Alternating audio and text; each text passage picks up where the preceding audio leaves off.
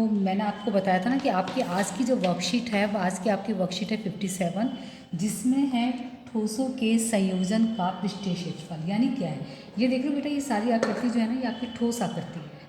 ठोस आकृति, ये सब आपकी आकृति क्या है, ठोस आकृति हैं ये सब। ये आपका घनाभ है, ये बेलन है, ये आपका घन है क्यूब, जिसमें वर्ग के 6 फलक होते हैं, 1 2 3 4 5 और 6, ठीक है ना।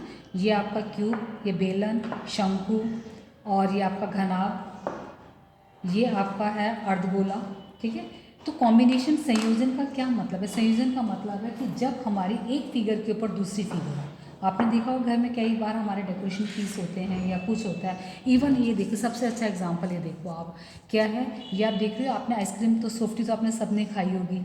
आप देख रहे हो क्या होता है, शंकुआकार आकृति होती है, ये आपकी आइसक्रीम है। आपके मुँह में पानी तो नहीं आ रहा है, ये देखिए ये। तो ये क्या है, ये क्या है कि शंकु जमा में अर्धगोला, शंकु जमा में अर्धगोला, यानी शंकु और ये रहा आपका अर्धगोला, ठीक है ना। इसको कहते हैं संयोजन। हम इस तरह से कितनी ही हम आकृतियाँ बना सकते हैं। जैसे सपोज ये मेरा क्या नाम है, ये आपका बेलन, और सपोज ये, तो अब आप देख रहे हो कितनी आकृति बन गई, अर्धगोला जमा में बेलन जमा में शंकु। यानी अगर हमें इसका पृष्ठीय क्षेत्रफल निकालना, पृष्ठीय क्षेत्रफल का कॉन्सेप्ट क्या है कि सपोज आपको पेंट करना है और आपसे पूछता है कि आप कितना पेंट लगेगा, तो नेचुरली आप क्या काम करोगे, इधर पेंट करोगे, इधर, फिर इसका बेलन पर पूरा पेंट करोगे इस तरह से, और फिर आप क्या काम करोगे, अर्धगोले पर इस तरह से पेंट करोगे। तो हुआ क्या, इससे आपको पता चल जाएगा कि कितने एरिया में करना है। तभी तो आप पेंट वाले को कहोगे कि भाई वो आपको खर्चा बताएगा कि कितना खर्चा लगेगा, आपने फिगर दे दिया आपने। तो इसके लिए बहुत ज़रूरी है खर्चा मालूम करना हो कि हमें कितना खर्चा लगेगा, या तो हमें पता होना चाहिए कि एट लास्ट ये जगह है कितनी, यानी इस आकृति का क्षेत्रफल कितना है या इस ठोस का क्षेत्रफल कितना है। तो हाउ टू कैलकुलेट बेटा, हम कैलकुलेट करेंगे अर्धगोला, इसका पृष्ठीय क्षेत्रफल, इसका पृष्ठीय क्षेत्रफल पिछली बार मैंने आपको फार्मूला याद कराया था, इसका पृष्ठीय क्षेत्रफल क्या होगा 2πr, ठीक है। बेलन का क्या होता है 2πrh। शंकु का क्या होगा, आपका पृष्ठीय क्षेत्रफल क्या होगा, शंकु का आपका होगा πrl। तो πrl जमा 2πrh जमा में 2πr², ठीक है ना। तो इस तरह से ये आज हम इस तरह से क्वेश्चन डिफरेंट टाइप के क्वेश्चंस करेंगे, ये हम सीखेंगे। दूसरी चीज़, एक चीज़ मैं और आपको बताना चाहती हूँ बेटा, जब कभी भी एक आकृति दूसरी आकृति पर बिल्कुल फिक्स आ जाए, यानी ऊपर वाली आकृति, इसको अध्यारोपित शब्द आप क्वेश्चन में देखोगे, इसका मतलब क्या है, जितनी इसकी त्रिज्या है, ठीक है ना, तो और जिस आकृति पर वो रखा जा रहा है दोनों की त्रिज्या क्या होगी, बिल्कुल सेम होगी। तो कभी अगर आपको सपोज यहाँ पर बेलन का आर दे रखा है तो शंकु का आर भी वही होगा जो आपका बेलन का आर है। इस तरह के आप क्वेश्चन आप देखेंगे। दूसरी चीज़ बेटा, आपके स्वयं प्रयास कीजिए, क्वेश्चंस में क्वेश्चन आएगा जिसमें है घन, दो घन मिलाकर। अब सपोज ये घन है, सपोज इसकी जो है ये इसकी लंबाई है 4 सेंटीमीटर। आपको पता घन की लंबाई चौड़ाई ऊंचाई सेम होती है। सपोज ये 4 है, ये भी 4, ऊंचाई भी 4 चौड़ाई भी 4, ठीक है। और अगर वो कहता है दो घनों को मिलाकर आकृति बनाई जाती है, तो आप उसका पृष्ठीय क्षेत्रफल ज्ञात करो, संपूर्ण पृष्ठीय क्षेत्रफल। तो क्या होगा, एक घन ये रहा, एक घन ये रहा, दूसरा घन ये रहा। अब आप जब इसको मिलाओगे तो बेटा याद रखना हमेशा लंबाई डबल हो जाती है। तो लंबाई कितनी हो गई, ये कितनी हो गई आपकी, अगर 4 है तो 4 जमा 4 8, लंबाई तो डबल हो जाएगी मगर उसकी चौड़ाई उतनी ही रहेगी। अगर इसकी चौड़ाई 4 है तो चौड़ाई इस पूरे घनाभ की 4, लंबाई डबल हो जाएगी और ऊंचाई भी उतनी रहेगी। तो ये आपका स्वयं प्रयास कीजिए, क्वेश्चन में एक क्वेश्चन आएगा, ठीक है बेटा, ये समझिएगा आप। और दूसरी चीज़ क्या है कि मैंने आपको बता दिया है, दूसरा एक कॉन्सेप्ट और था कि जैसे मैंने आपको बताया था कि बेलन का 2πrh कैसे होता है। ये देखिए, हमेशा याद रखना, इसको याद करने का तरीका क्या है, हम एक आयताकार शीट लेते हैं, आयताकार शीट हमने ली, मैंने यहाँ पर इसकी लंबाई 2πr लिखी। आप कहोगे मैडम आपने कैसे लिखी 2πr, चौड़ाई को मैंने h माना, लंबाई को 2πr क्यों माना। ये देखिए, जब मैं इसको फोल्ड करती हूँ, फोल्ड अगर मैं इसको करूँगी तो ये मेरा, इसके साथ जब मैं इसको मिलाऊंगी तो नेचुरली आप ये देख रहे हैं क्या बन जाएगा, ये आपका बन गया ना बेलन। जब मैंने इसको चिपकाया बन गया बेलन।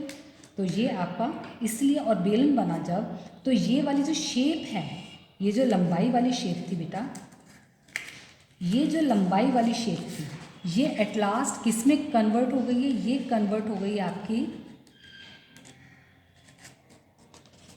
ये आपकी कन्वर्ट हो गई है, किसमें कन्वर्ट हो गई, ये आपकी कन्वर्ट हो गई सर्कल में, इसलिए यहाँ पर हमने लिया 2πr।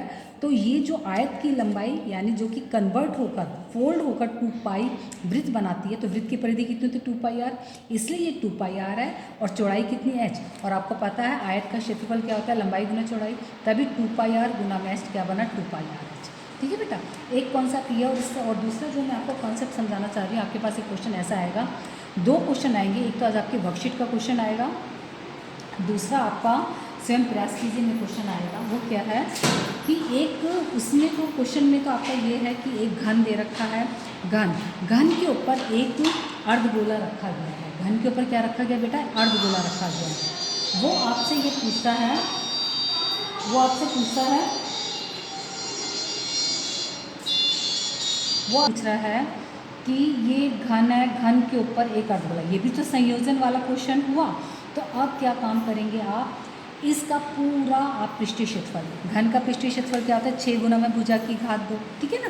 अब क्योंकि इसके ऊपर अर्धगोला रखा हुआ है, तो हम क्या काम करेंगे, इसका पृष्ठीय क्षेत्रफल जमा में अर्धगोले का पृष्ठीय क्षेत्रफल माइनस क्या काम करेंगे, माइनस हम काम करेंगे जो इसका अर्धगोले का आधार है, क्योंकि इसने तो इसको ढक लिया। अगर हमें पेंट करना होगा तो नेचुरली हम ऐसे करेंगे, इस तरह से करेंगे, और जो रिमेनिंग पार्ट है इस पर करेंगे, हम इसके अंदर थोड़ी करेंगे। तो इसका मतलब ये वाले पोर्शन पर जो आपका ये वाला पोर्शन है, क्या नाम है आपका, ये वाला जो पोर्शन होगा, जो ये वृत्त बना हुआ होगा, ये तो इस पर तो पेंट होगा नहीं। क्यों नहीं पेंट होगा इस पर पेंट इसलिए नहीं होगा क्योंकि ये तो इस आकृति से छुप गया है।